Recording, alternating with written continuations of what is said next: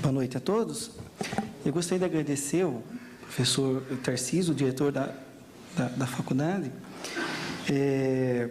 parabenizando o Centro Acadêmico pela organização dessa 18ª Semana de Filosofia.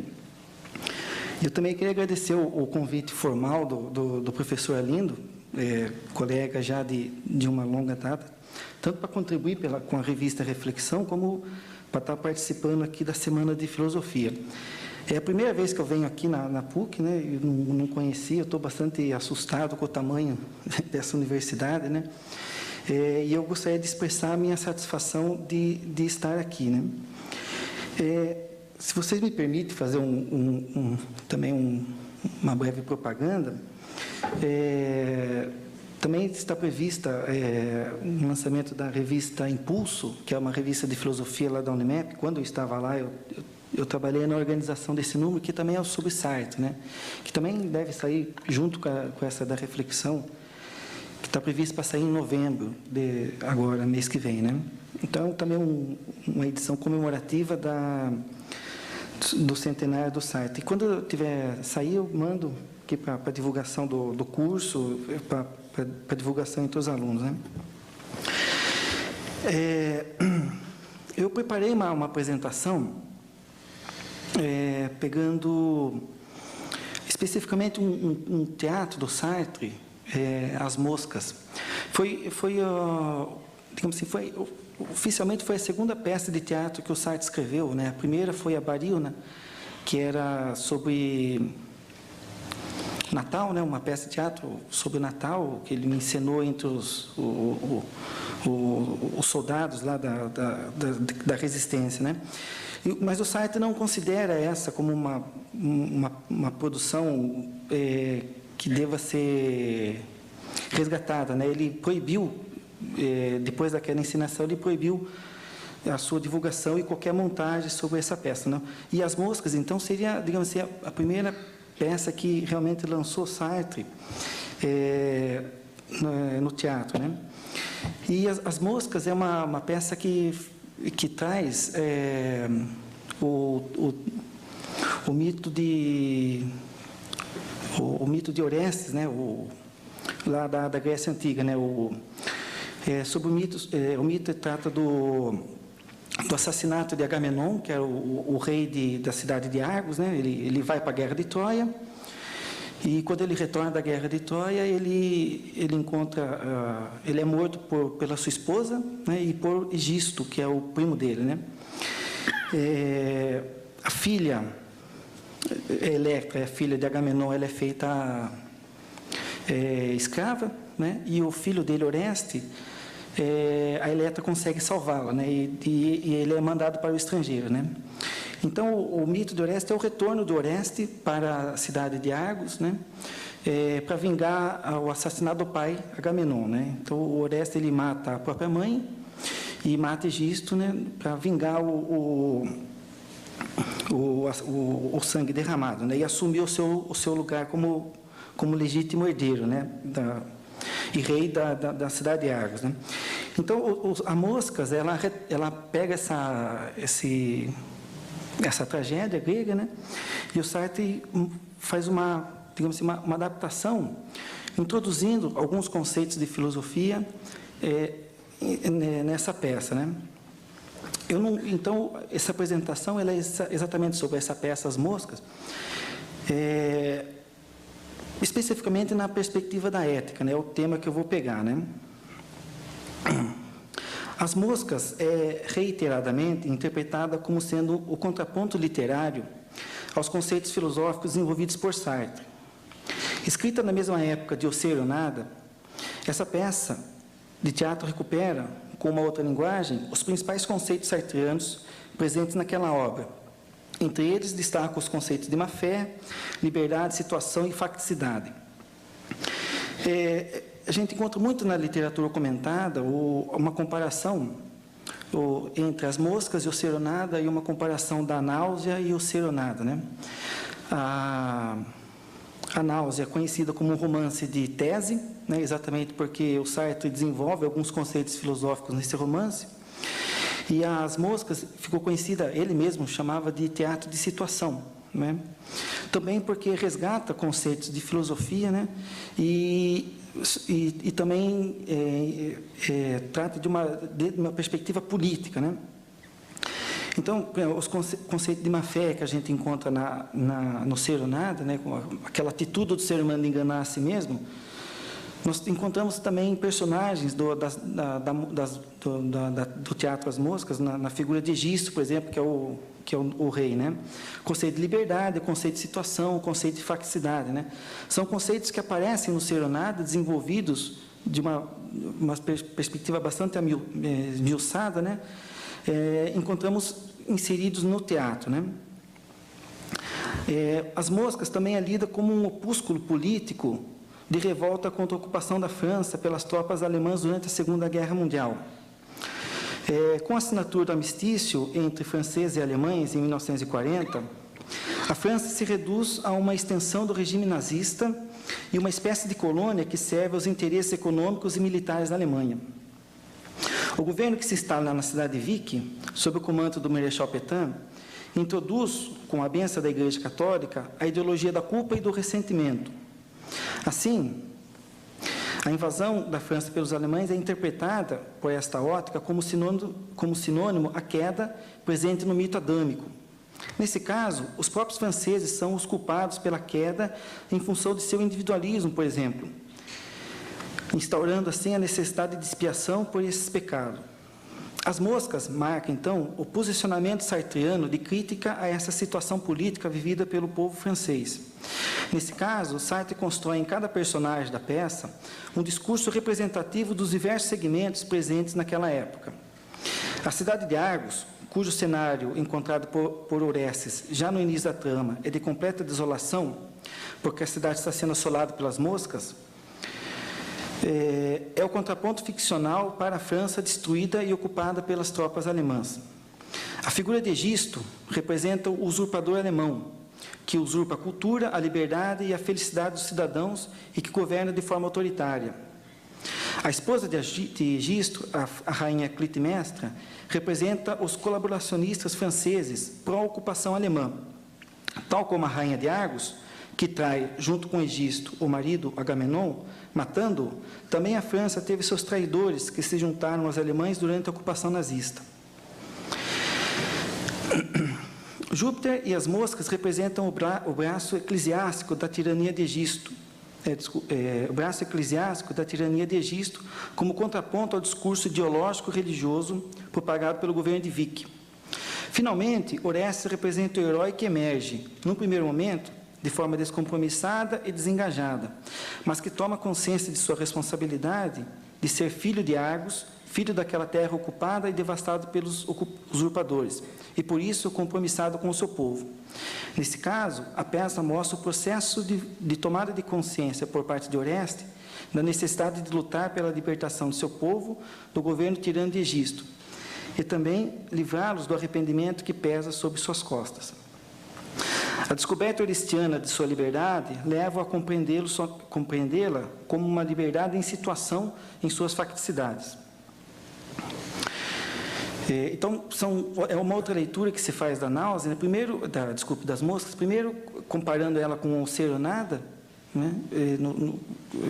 Comparando os discursos filosóficos, o Ser ou Nada com as moscas, e também ela é lida como um teatro de situação, digamos assim, né? Como uma resposta do Sartre à ocupação alemã na França, né? E também existe uma outra leitura que costuma se fazer das moscas, né? Que é fazendo uma comparação com a náusea, né? O herói orestiano também se constitui como um contraponto ao anti-herói sartreano presente na figura de Roquentin, de A Náusea, escrito por Sartre em 1938, um pouco anterior às moscas, né? Roquentin é aquele que se descobre livre, porém uma liberdade metafísica, porque desconhece o elemento situacional. Ainda encontramos resquícios dessa liberdade desengajada na postura de Oreste e do pedagogo, logo no início da trama, e que se materializa nos diversos convites de Oreste para que ele e Electra, sua irmã, fujam juntos para Corinto, numa atitude de total negação da situação e da responsabilidade. Emerge, assim, um Oreste, tal qual um Roquentin, pequeno burguês, solipsista e completamente alienado do mundo à sua volta. É interessante fazer uma comparação dos dois conceitos de liberdade, um que emerge na náusea e um que emerge nas moscas, né? O Roquentin é um sujeito que descobre que existe, né? E descobre a sua liberdade, só que o Roquentin, na verdade, ele se constitui numa grande farsa, né? Porque a queda na náusea, a descoberta de sua existência, a descoberta que ele é livre, é de uma dimensão da metafísica, né? Porque ele não se engaja, né? Tanto é que ele foge, né? Ele foge da cidade, né? Nas moscas aparece a figura de Oreste, ele também aparece no início da peça de uma forma livre, né? Ele se auto-intitula livre e desengajado, né? Quando ele chega na cidade de Argos, que encontra a cidade toda destruída pelas moscas, ele pergunta: o que eu tenho a ver com esse povo, né? Não tem nada a ver com esse povo. E, de fato, ele está apenas de passagem pela cidade de Argos, né? Exatamente porque ele é livre, né? E a liberdade aparece como sinônimo de desengajamento, né? E no decorrer da peça é que Oreste vai descobrir a necessidade da sua liberdade ser uma liberdade em situação, né? Então, é exatamente porque a cidade de Argos está sendo devastada pelas moscas, está sendo governada por Egisto, que é um ditador, é que ele precisa se engajar nessa situação, né? Então, Oreste descobre a sua liberdade engajada, né? Então, é um estudo bastante interessante fazer uma comparação do conceito de liberdade no Roquentin, que é um anti-herói, né? Porque ele é um crítico do humanismo, com o processo de descoberta da liberdade do Oreste, lá das moscas, né? Que aparece uma ideia de liberdade situada, né? Mas é uma outra leitura também das moscas, né? De fato, constitui-se nosso objetivo elencar, a partir dessa obra, 3 modelos éticos subjacentes aos núcleos de personagens apresentados por Sartre nessa peça. Assim, não queremos abordar as questões de cunho político presentes nessa obra, nem tampouco discorrer sobre o tão discutido engajamento sartriano na resistência francesa, ou seu suposto silêncio e omissão a esse fato histórico. As moscas é vista como uma resposta do Sartre à ocupação alemã, né? E outros comentadores criticam o Sartre exatamente pela sua omissão à ocupação alemã na França, né? É conhecida as viagens que ele fez da Itália, né? A Segunda Guerra aí nas portas para se estourar em 39, né? Toda aquela agitação política vivida pela Europa naquele ano de 38 para 39, né? E o Sartre passeando, né? Em Roma com a Simone de Beauvoir. Então, ele é muito criticado pelo seu descompromisso político, né? Então, eu não vou fazer essa discussão se as moscas é o compromisso político de Sartre contra a ocupação ou não, né? Também não queremos fazer comparações entre as moscas e o Serenata, buscando estruturar comparações conceituais entre essas duas obras, ou mesmo tentando apontar discursos distintos para as mesmas teses. Queremos olhar as moscas pelo viés da ética, em que se apresentam, em nossa perspectiva, 3 modelos éticos distintos, encarnados em núcleos de personagens. Chamaria o primeiro modelo de ética do ressentimento, representado pelo núcleo dos personagens de Júpiter, o grande guardião do remorso, Egisto, o cão de guarda dos desígnios de Júpiter, as moscas, representando as Eríneas, deusas gregas do remorso e da culpa, e o restante do povo de Argos. Designarei o segundo modelo ético presente em As Moscas de uma ética da negação ou uma ética da revolta, representada pelo núcleo da personagem de Electra, filha de Agamenon e irmã de Orestes, que se revolta não somente pelo assassinato de seu pai, mas também pela sua própria condição de escrava, a que foi designada após Egisto assumir o trono. E, finalmente, designarei o terceiro modelo ético de uma ética da liberdade ou ainda uma ética da autonomia, que tem na figura de Orestes, seu fundador, ao descobrir-se livre. A liberdade orestiana coloca numa situação de independência, tanto da figura de Júpiter, quanto das Eríneas, para fundar livremente sua própria ética. Então, eu vou ler As Moscas a partir desses 3 modelos de ética, né?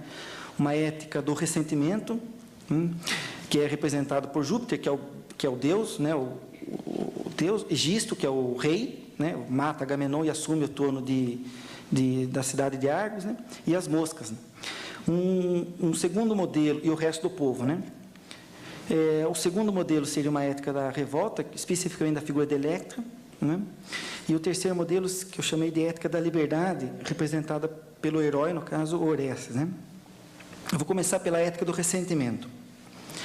As moscas começam com a chegada de Orestes e o pedagogo na cidade de Argos, que se encontra totalmente embalada numa pesada atmosfera. A cidade arde sob o sol escaldante, que somente faz aumentar a sensação de canseira e mal-estar que impregna a cidade. O sol que arde e queima a pele das pessoas também ajuda no processo de decomposição da carne. Ajuda aumentando o cheiro de podridão e carniça que infesta a cidade. É interessante que quando o Orestes chega na cidade, a cidade cheira a carne estragada, né? Carne podre, né? Porque as moscas, elas comem a carne, né, das pessoas, né? Diferente do sol platônico, que ilumina e permite acesso ao mundo das ideias, o sol dos argivos cega os seus olhos, abre suas narinas ao cheiro de carne estragada e apura seus ouvidos ao som das moscas, que encontram no calor excessivo o ambiente propício para se multiplicar. As moscas de Argos são, na verdade, as Iríneas, divindades do mundo infernal, cuja função é vingar os crimes cometidos contra a ordem social. Elas perseguiam os criminosos, torturando-os de todas as maneiras até enlouquecê-los. São representadas com asas, os cabelos emaranhados de serpente, trazendo nas mãos tochas ou chicotes para a tortura. O povo de Argos, apodrecendo sob o sol, é comido pelas moscas vingadoras. Tem uma imagem que quando Orestes chega na cidade junto com o pedagogo, eles vão perguntar onde que é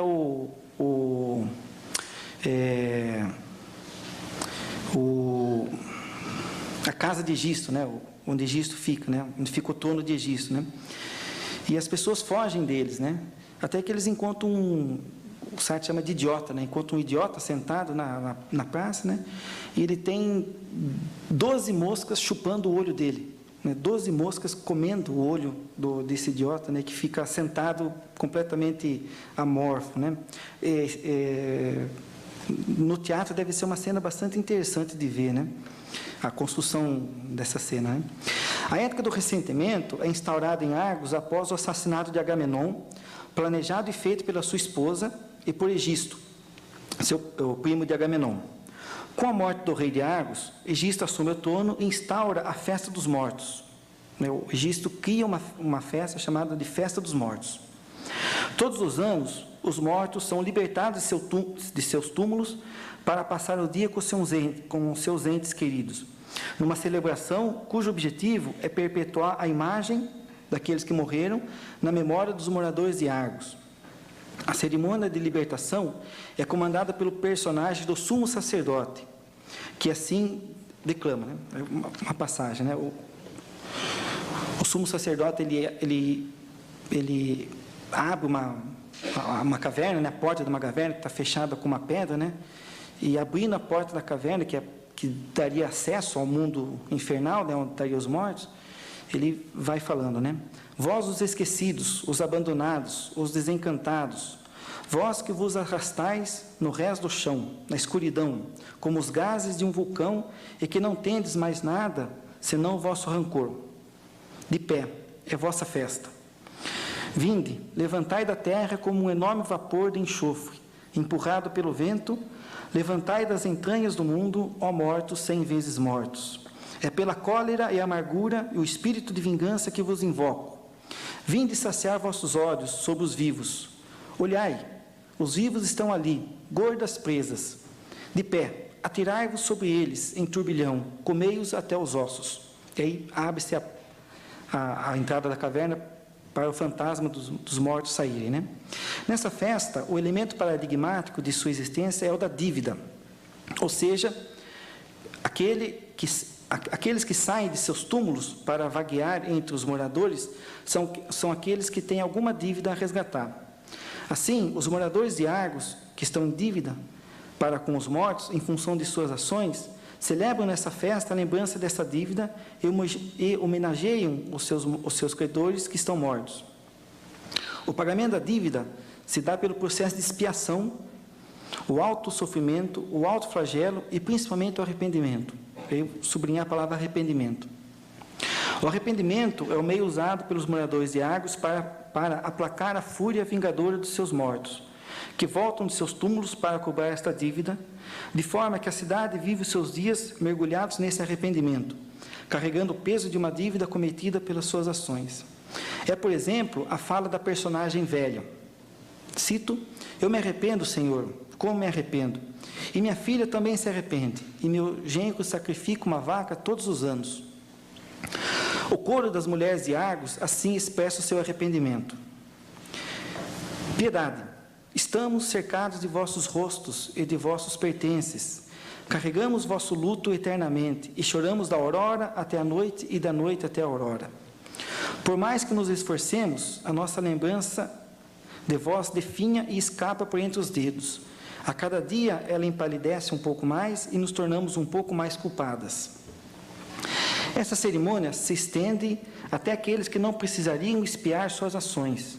As crianças de Argos, que ainda não têm os elementos necessários para fazer juízo de valor e cuja única obrigação é para com as brincadeiras e a diversão, aprendem desde cedo o valor do medo e do arrependimento. Vou citar a fala de uma mãe, de uma mulher, né? Meu neto, que vai para os 7 anos, nós o educamos em arrependimento. Ele é obediente como um cordeirinho, todo loirinho e já penetrado pelo sofrimento de seu pecado original. Desde a infância, as crianças de Argos são instruídas e aprendem a carregar o peso do remorso. Na forma de coro, as crianças exprimem o próprio flagelo e a dívida por existir. Vou citar novamente as crianças falando agora. Piedade, não nascemos de propósito e temos vergonha de crescer. Como vos poderíamos ter ofendido? Nós mal vivemos, somos magros, pálidos e pequenininhos. Não fazemos nem um barulhinho e passamos sem nem agitar o ar à nossa volta. E temos medo de vós. Sim, temos tanto medo. Aprendendo e convivendo com o seu sentimento de culpa, carregando o remorso por toda a existência e tendo que se arrepender pelas faltas cometidas,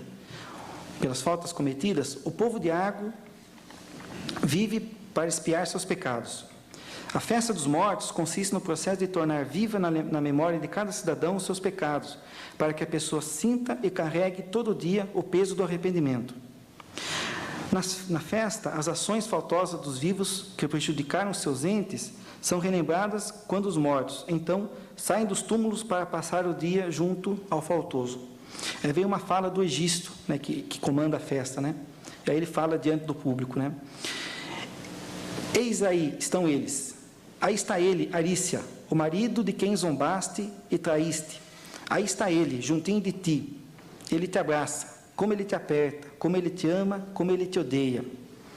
Aí está ela, Nícias. Aí está ela, tua mãe, morta por falta de seu cuidado. E tu, Segeste, infame usurário. Aí estão eles, todos os teus infelizes devedores, aqueles que morreram na miséria e aqueles que se enforcaram porque tu os arruinaste. Aí estão eles, e são eles hoje os teus credores. E vós, pais, cheios de ternura, baixais um pouco os olhos, olhai mais abaixo, até o solo. Aí estão elas, as crianças mortas, estendendo suas mãozinhas. E todas as alegrias que lhes recusaste, todos os tormentos que lhes infligiste, pesam como chumbo sobre suas pequeninas almas rancorosas e desoladas. Deve ser muito interessante ver no teatro, né, a encenação, né, dos mortos saindo para conviver junto com as pessoas que estão vivas, né? É importante ressaltar que na festa dos mortos, as ações passíveis de vergonha e que devem ser expiadas são tornadas públicas, conforme a fala de Electra. Na festa dos mortos, o jogo das confissões são públicas. Aqui, cada um grita seus pecados na cara de todos. Todas as pessoas de Argos sabem de cada crime que cada cidadão cometeu. A festa ultrapassa o limite entre o público e o privado. tornando públicas as traições, os adultérios, os assassinatos, os roubos, trapaças e traições, numa celebração que universaliza e democratiza a dimensão má, sádica e vergonhosa da natureza humana. As celebrações tornam público os desejos mais sombrios do homem, aquilo que desejamos e fazemos somente entre quatro paredes e que escondemos para não sermos julgados por esse ato. É o caso da mulher adúltera. Tem uma mulher que acusa uma outra, né? Aí está a sua prostituta. Sabemos bem o que dá medo nessa daí. Seu homem morreu na primavera passada e havia 10 anos que ela lhe metia os cornos na testa. Aí a mulher fala, né? A mulher responde: sim, eu confesso, eu o enganei tanto quanto pude, mas o amava e tornava a sua vida agradável. Ele nunca suspeitou de nada e morreu me lançando um doce olhar de cachorrinho agradecido. É nesse processo de universalização e publicização dos desejos sombrios do homem, da necessidade de expiação, flagelo e arrependimento de suas ações, que a ética do ressentimento institui o autoaniquilamento do sujeito. O remorso e o arrependimento fazem o sujeito se autodestruir porque tem vergonha de si mesmo. Faz o sujeito desejar a morte para se livrar de si mesmo e de seu passado. Lembrando de seu pecado tornado público e devendo carregar o peso do remorso, a ética do ressentimento faz o sujeito se sentir o pior de todos. Eu cito a fala de um homem, de um morador de Argos. Eu cheiro mal, eu sou um cadáver imundo. Olhai, as moscas me atacam como corvos. Picai, furai, cavai, moscas vingadoras. Podeis revistar a minha carne até meu coração imundo. Eu pequei 100.000 vezes. Eu sou um esgoto, eu sou uma fossa. Fim de citação. Como todo modelo ético, a ética do ressentimento também tem uma origem, que é histórica e, portanto, se revela como uma construção humana. Se aplicarmos o método genealógico, tal qual pensado por Nietzsche, em que a busca pela origem dos conceitos morais sempre nos revela, num primeiro momento, o sujeito que interpretou e cunhou os juízos, ou seja, a proveniência dos valores morais, e, posteriormente, num segundo momento, como os valores morais se tornaram universais, ou seja, a sua emergência. Tem um texto do Foucault, bastante interessante, que ele vai tratar do método genealógico do Nietzsche, chama Nietzsche, a genealogia e a história. E também naquele texto Nietzsche, Freud e Marx, a palestra que o Foucault fez, né? Então vou tomar o método genealógico para descobrir quem que inventou, né, essa ética do ressentimento, né, e a quem interessa isso, né? No caso de as moscas, o método genealógico revela que a proveniência da ética do ressentimento encontra na figura de Egisto, o usurpador do trono, sua origem. Nesse sentido, a festa dos mortos e o mecanismo de perpetuação do povo de Argos na esfera do arrependimento e da autoaniquilação foram invenções de Egisto. Num diálogo entre Egisto e a rainha, se revela a invenção da ética do ressentimento. Egisto fala: estou cansado. Há 15 anos que meus braços sustentam no ar o remorso de todo um povo. Há 15 anos que me visto como um espantalho. Todas as vestes negras acabam por tingir a minha alma. Aí a rainha responde a ele: Senhor, eu vos suplico, os mortos estão debaixo da terra e não nos incomodarão tão cedo. Esquecestes que vós mesmo é que inventastes essas fábulas para o povo? Nesse caso, fim de citação. Nesse caso, a ética do ressentimento opera com o objetivo de exercício do poder por parte daquele que inventa os juízos valorativos. A emergência do método genealógico aponta para os interesses e o processo de universalização dos juízos morais, cujo objetivo é o exercício do poder e o controle sobre as demais pessoas. Como nomear ou fundar um valor moral são prerrogativas para se sobrepor e controlar os demais, a figura de Egisto representa aquele que inventa uma ética, no caso a ética do ressentimento, para exercer o controle sobre os cidadãos de Argos, mantendo as pessoas submissas a ele através do mecanismo da culpa, do remorso, do arrependimento e da autoaniquilação. Além do poder temporal exercido pelo rei Egisto, A ética do ressentimento também sustenta o poder intemporal ou divino exercido pelo personagem de Júpiter, que é o deus grego, né? Nesse caso, o que está em jogo é o interesse de Júpiter em tornar verdadeira a ética do ressentimento para o seu exercício de poder sobre os homens. A queda da ética do ressentimento é a própria queda do poder de Júpiter sobre os homens. Eis o que está em jogo na perpetuação do arrependimento entre os homens: o poder dos homens sobre os homens e o poder dos deuses sobre os homens. Nesse caso, a fala de Júpiter sobre o propósito de Oreste em matar Egisto é bastante reveladora do jogo de poder. Fala Júpiter: a essa hora, ele, Oreste, traça seus planos com um método, cabeça fria, de forma modesta. Que ganho eu com um assassinato sem remorso, um assassinato insolente, um assassinato calmo, leve como o vapor na alma de um assassino? Oreste te matará, Egisto, como a um frango, e partirá com mãos rubras, e consciência limpa, e serei eu, Júpiter, o Deus, humilhado no teu lugar. Essa fala de Júpiter é reveladora também do elemento essencial da ética da ética da liberdade fundada por Orestes, a inexistência do arrependimento, elemento que encontramos com bastante força na ética do ressentimento, conforme vimos, e também na ética da negação, conforme veremos. Então, aqui eu caracterizei mais ou menos o que eu chamei da ética do ressentimento, né? Então, desde que Egisto assume o trono, ele mata Agamenon e assume o trono de Argos, ele inventa essa festa, né, que tem o objetivo de manter viva na memória das pessoas as suas ações más, né, de forma que elas cotidianamente se arrependam, né? E, de fato, essa é uma forma de exercício de poder, né? Egisto mantém o poder sobre os homens através dessa festa, e Júpiter também mantém o poder sobre os homens através do arrependimento, né?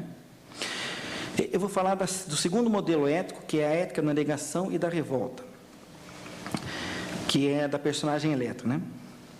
A personagem de Eletra, que é a irmã de Orestes, né, feita escrava por Egisto, desempenha o papel da ambiguidade que permeia a condição humana. Eletra, ela é ambígua nessa peça do Sartre, né? Essa ambiguidade se revela no par, revolta, negação, da esfera carregada de arrependimento e remorso que cerca os moradores de Argos, e no par, afirmação, arrependimento, que essa personagem passa no transcorrer da peça. Então, qual que é a ambiguidade da Eletra? Ela é, no primeiro momento, revoltada, né? Ela nega, ela se revolta contra essa festa dos mortos, né? E ela nega essa festa dos mortos, o arrependimento que a cidade vive, né? Então, e, por outro lado, ela se arrepende, ela acaba caindo no arrependimento, né? E ela acaba se aproximando de Júpiter, né? Então, a Eletra, ela é ambígua nessa peça do Sartre. Porém, ela vai desempenhar um papel fundamental, que é através dela, da figura dela, que Orestes vai tomar consciência da sua situação, da necessidade de se engajar, né?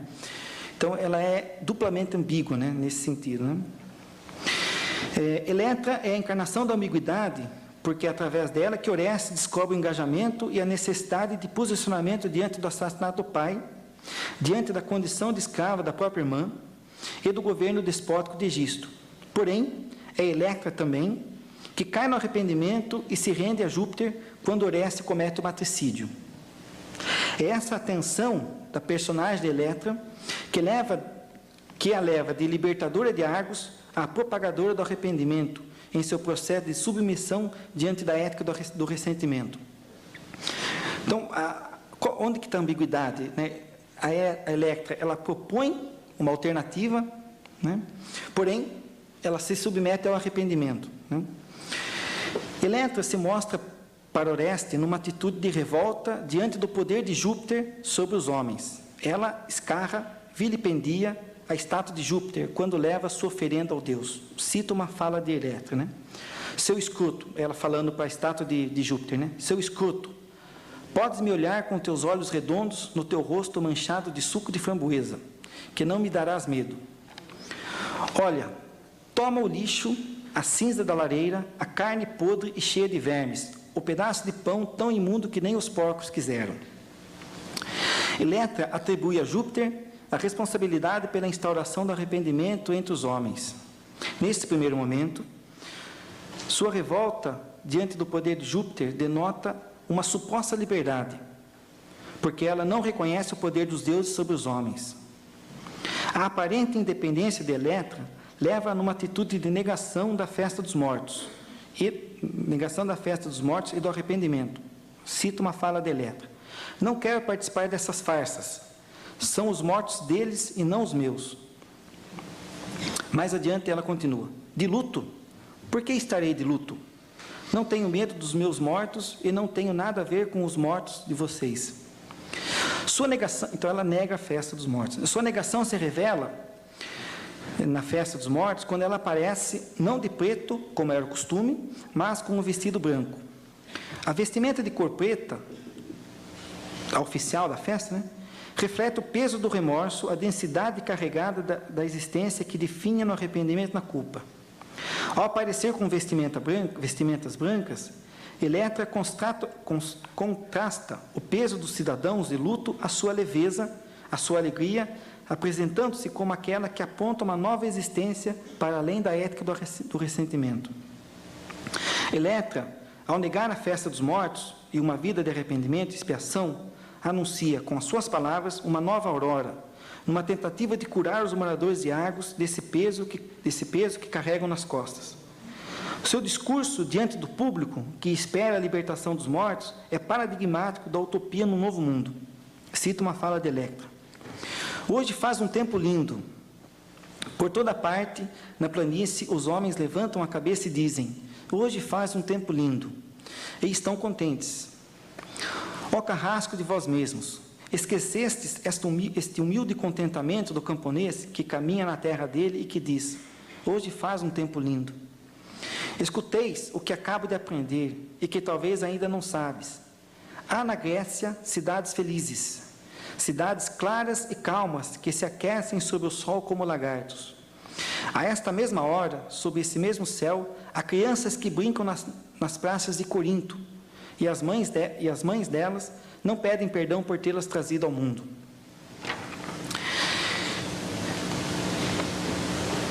A suposta independência de Eletra, diante do cultivo do arrependimento, a faz aparecer como o contraponto da autoaniquilação vivenciada pelo povo de Argos. Eletra, então, ela aparece como uma alternativa, Nesse sentido, o peso da culpa carregada pelas pessoas encontra na leveza de Eletra seu oposto existencial. Ela encarna a leveza do espírito, a liberdade de movimento, o otimismo diante do futuro. Eletra é a dançarina que dança em homenagem à vida, em homenagem à alegria, em homenagem à felicidade. A ética da negação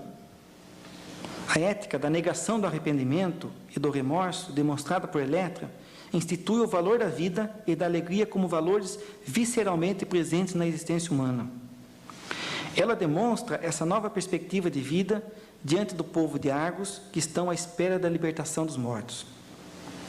Cito uma fala da Eletra: olhai-me, estendo os braços, me alongo, me estico como quem se levanta. Ocupo o meu lugar ao sol, ocupo todo o meu lugar ao sol. E o céu cai em minha cabeça, por acaso? Eu danço, vede, eu danço e não sinto nada a não ser o sopro do vento em meus cabelos. Onde estão os mortos? A dança de Eletra é o hino de exaltação à vida, de exaltação à alegria e da possibilidade da felicidade de vingar entre os homens.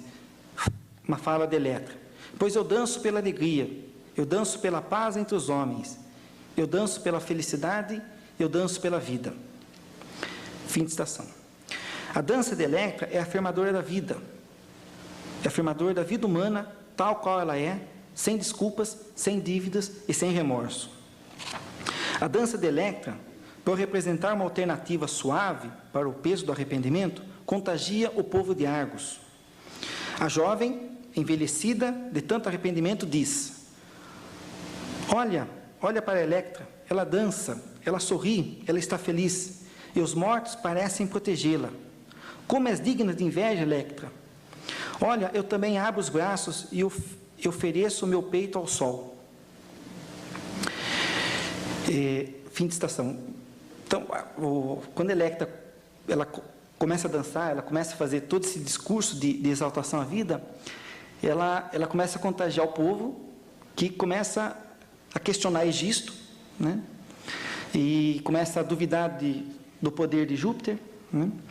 E o povo começa a se contagiar, né? E aí aparece aí Júpiter, que está escondido no meio das pessoas, né? Disfarçado no meio dos homens, ele faz uma mágica lá e faz uma pedra se mexer, né? E aí todo o povo cai novamente no arrependimento, né? Toda aquela exaltação pela dança de Electra, ela acaba se definhando, né?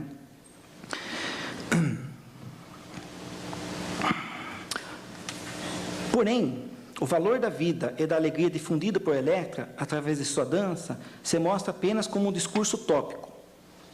E aqui valeria a pena fazer um paralelo, porque o Oreste, quando ele chega na cidade de Argos, ele está fazendo diversas viagens para conhecer as diversas cidades da Grécia, né?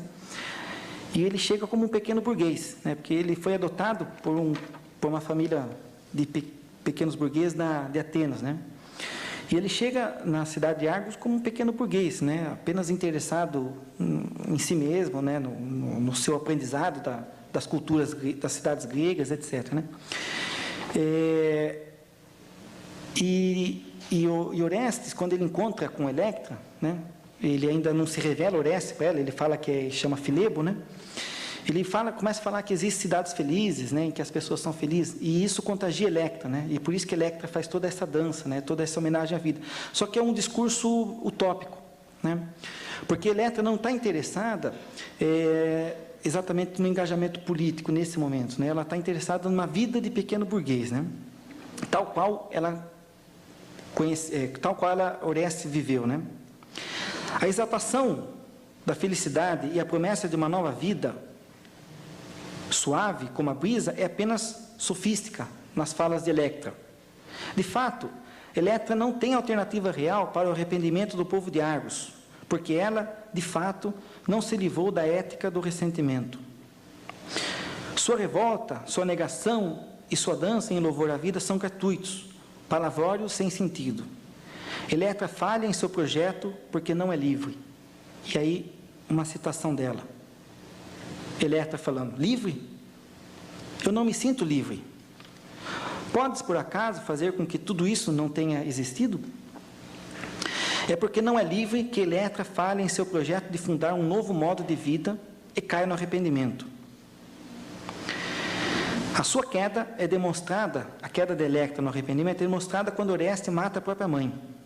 Aí cito uma fala de Electra, quando ela mostra o seu arrependimento. Ele a golpeou. Quando Oreste mata a mãe, Electra fala, ele a golpeou, era nossa mãe, e ele a golpeou. Ao longo dos anos, saboreei a morte dessa mulher por antecipação, e agora meu coração está apertado num torno. Então, quando Oreste mata a mãe, Electra se arrepende de tudo que ela fez, né? Orestes, o irmão herói, que viria de longe vingar o assassinato do pai, matando a própria mãe e matando Egisto, torna-se, quando Electra cai no arrependimento, no anti-herói, em motivo de asco por parte dela.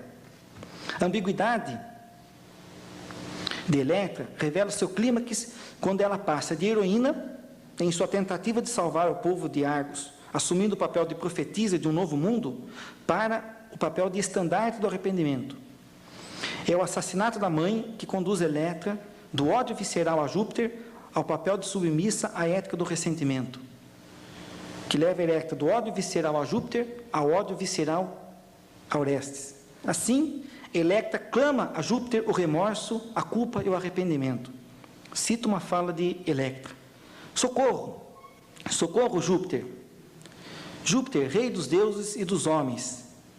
Júpiter, meu rei, toma-me em teus braços, leva-me, protege-me. Seguirei a tua lei, serei escrava e coisa tua, beijarei teus pés e teus joelhos. Defenda-me, Júpiter, contra as moscas, contra meu irmão, contra mim mesma. Não me deixe sozinha. Consagrarei a vida inteira à expiação. Eu me arrependo, Júpiter, eu me arrependo. Fim de citação.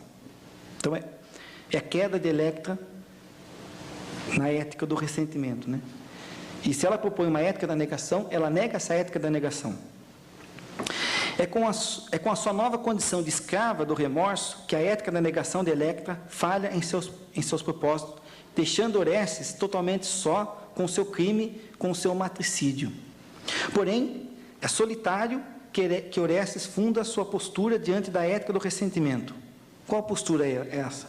Ele abandona seu ser em suas ações.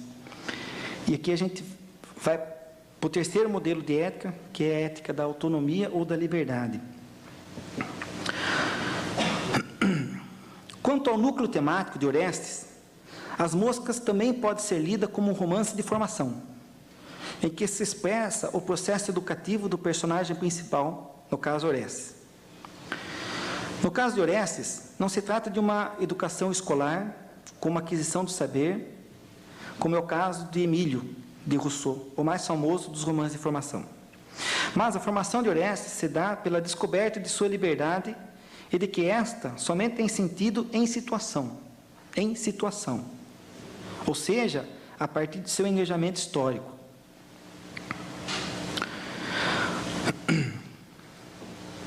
Orestes está em busca de si mesmo, está em busca de sua história e de seu futuro, num processo formativo que lhe permite passar de um primeiro estado de descompromisso com o povo de Argos para o seu engajamento a partir da descoberta de si mesmo.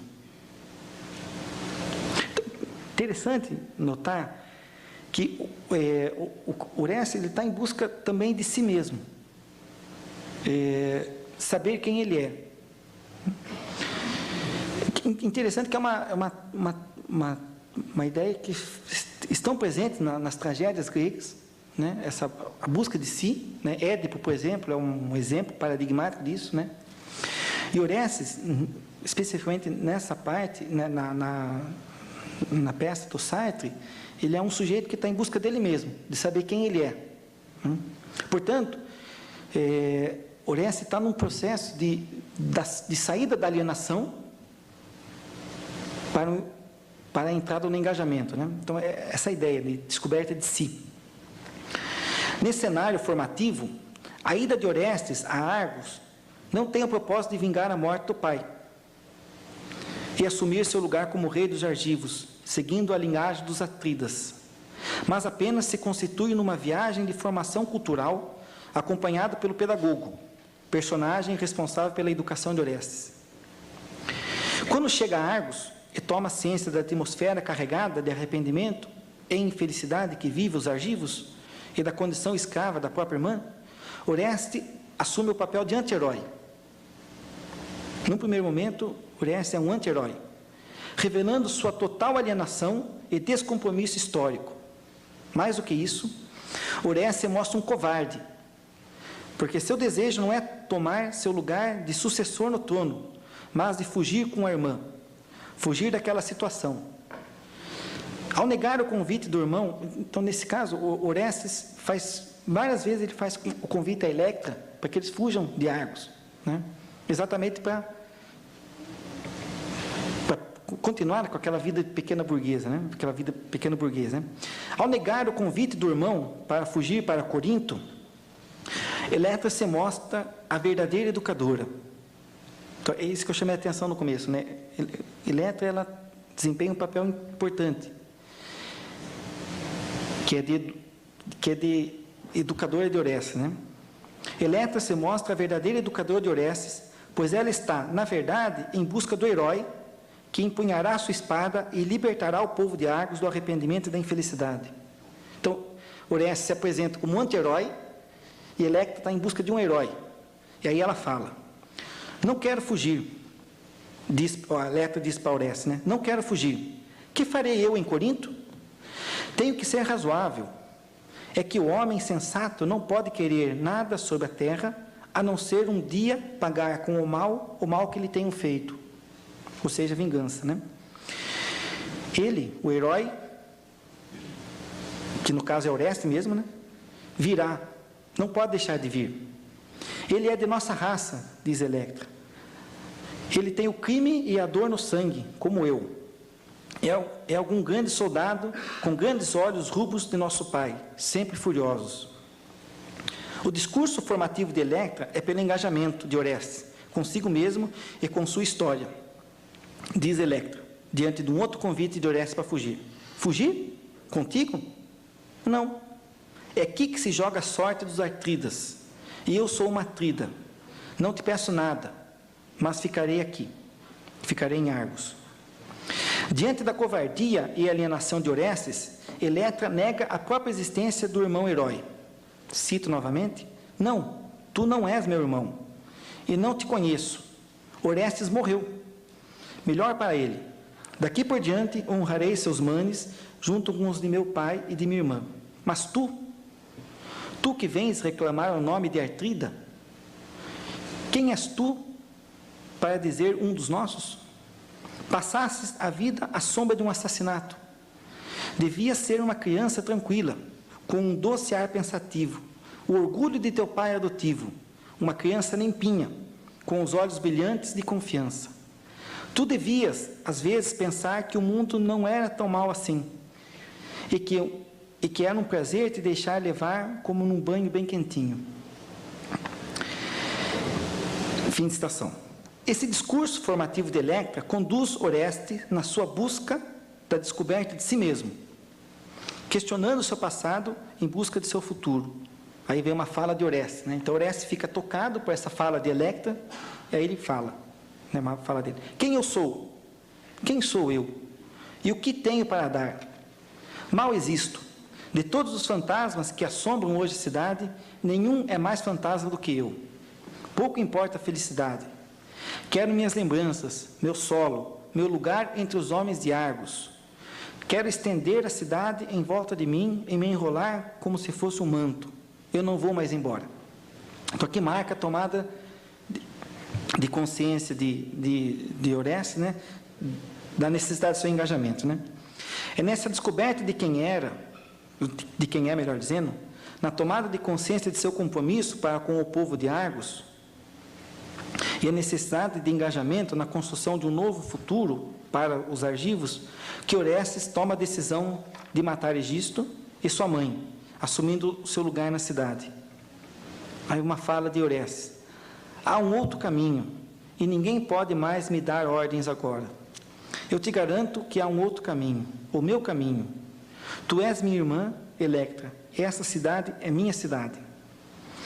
A fundação da ética da autonomia, a fundação orestiana da ética da autonomia, se efetiva nesse processo de descoberta de si mesmo e de seu compromisso com a história, com a sua história e com o seu futuro. É na construção autônoma de seu próprio caminho, na criação de seus próprios projetos, rumo aos seus próprios fins, que Orestes constrói a si mesmo. Nesse cenário, é a descoberta da liberdade que permite Orestes livrar-se da ética do ressentimento e do peso do remorso que solapa os moradores de Argos. E permite também fundar sua própria ética da liberdade e da autonomia. Cito uma fala de Orestes: ainda ontem eu andava ao acaso sobre a terra, e milhares de caminhos fugiam sob meus passos, pois pertenciam a um trem. Eu os tomei emprestado, mas nenhum era meu caminho. Hoje não há mais que um, e sabe lá Deus onde ele conduz, mas esse é o meu caminho. É a aurora do novo dia. Somos livres, Electra. Sinto que te fiz nascer e que acabo de nascer contigo. Sou livre, Electra. A liberdade desabou sobre mim como um raio. Fim da fala do Orestes. A descoberta da liberdade permite a Orestes transcender a ética do ressentimento que paira sobre a cidade. A sua liberdade permite-lhe transcender o arrependimento e o remorso. Orestes é livre para inventar seu próprio valor, fundar sua própria ética, construir seu próprio caminho. Cito novamente uma fala Orestes: não sou um culpado, e não poderias me fazer expiar algo que não reconheço como crime. Atormenta-me, Júpiter, tanto quanto queiras, não me arrependo de nada. Esse engajamento de Orestes se constitui numa afronta ao poder dos deuses. De fato, Orestes, ao matar Egisto, fulmina o poder temporal, fulmina o poder dos homens. Ao criar sua própria ética, institui o enfrentamento ao poder dos deuses. Então, Orestes enfrenta tanto o poder dos homens, quanto o poder dos deuses, ao fundar a sua ética baseada na liberdade, né? Orestes é o perigo que paira sobre a cidade, pois aponta a liberdade humana como único critério para as suas ações. É por ser livre que ele não se arrepende do assassinato de Egisto e nem se arrepende no matricídio. E é porque é livre que Júpiter enfrenta-o. Enfrenta-o para não perder seu poder sobre os homens. Ao final da trama, Orestes, imbuído de sua autonomia, liberte-se do poder de Júpiter. Uma fala de Orestes: não sou nem senhor e nem escravo, Júpiter. Eu sou a minha liberdade. Assim que me criastes, eu deixei de te pertencer. Diante disso, Júpiter faz sua última tentativa de resgatar Orestes para mantê-lo sob a esfera do arrependimento. Aí vem uma fala do Júpiter: o mal não é tão profundo assim, ele é de ontem. Volte para junto de nós, Orestes. Estás pálido, e a angústia dilata teus olhos. Esperas viver? Ei-lo corroído por um mal inumano, estranho à minha natureza, estranho a ti mesmo. Volta, Orestes, eu sou o esquecimento, eu sou o repouso. Vou fazer um destaque aqui para a palavra mal inumano. O Júpiter fala: ei-lo, Orestes, corroído por um mal inumano. O mal inumano apontado por Júpiter, que infestou Orestes, é a sua liberdade e a consciência de que o sujeito é autônomo para construir seu caminho. Júpiter deseja resgatar Orestes, pois sabe que a liberdade humana é a fraqueza dos deuses. Júpiter sabe que a liberdade livra os homens do arrependimento e livra-os do poder dos deuses. Assim, aqui e a tese central é essa, assim a liberdade é a morte dos deuses e o nascimento do homem.